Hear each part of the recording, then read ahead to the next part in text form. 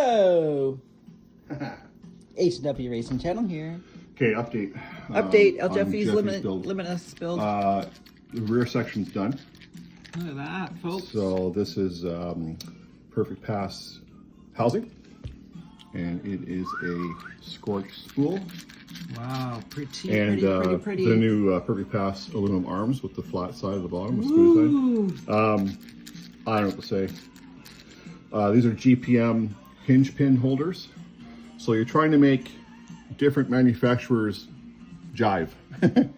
So some of the issues we had. The first issue we had was in the Perfect Pass. We talked to Raz last night, but in the Perfect Pass housing, where the pinion gear goes, I'll show my pointer, where the pinion gear goes, there's a bearing, and that bearing was not going seating flush enough or going in enough because there's this little clear plastic coating that Jeff found.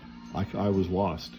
So once we peeled that coating out of there, then we had perfect, and I did shim the spool for left to right movement. So once that was that. But now you have the Perfect Pass aluminum arms. You have GPM hinge pin holders. So I had to Dremel this section here, and I had to Dremel these holes in this a little bit larger so that it would thread nicely. This is what holds the rear end on the car, not tearing out threads. So it was, and of course I did put shims in here for the for this lateral movement. So put it together, doesn't work. Dremel some more, take it apart, put it together. You know, back and forth. It took me a long time. It's really frustrating. But nice pieces.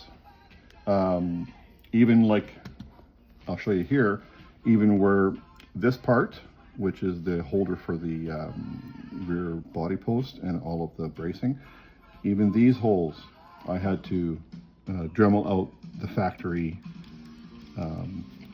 shock tower holder.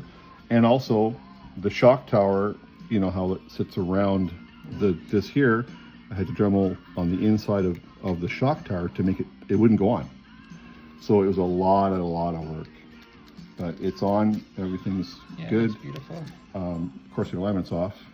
Well, yeah. Jess has titanium shafts coming, but I did put a little piece of foam. I just used this foam here, cut a little piece out, so that I don't know if I can show people, but there's not resistance, but the dog bone can move because there was that much slop in it, and so now it's got a little less slop in it. So now we're going to put it onto the back of the car and go to the front, but it's going to be the same issues in the front. Because you're talking about, you know, these people make this hole a certain size, and these people make this hole a certain size, and it's just, it's worth it, but it's very frustrating, guys. Yeah. But it's a nice piece. You know, Nice, no nice, resistance, everything's nice and free and flowing, so it should help the car be a lot faster. We found some issues with the shims and so forth, but Nice. who's to blame for that? Me, I built it last year. Anyway, you learn. Sweet. So yeah, so it's an update. So we're gonna just do little pieces like this. I'm gonna put this back on the car. I'm not gonna show that. And then I'll have the front apart and we'll go back to there. Nice. All right, thanks for watching this build. Yep.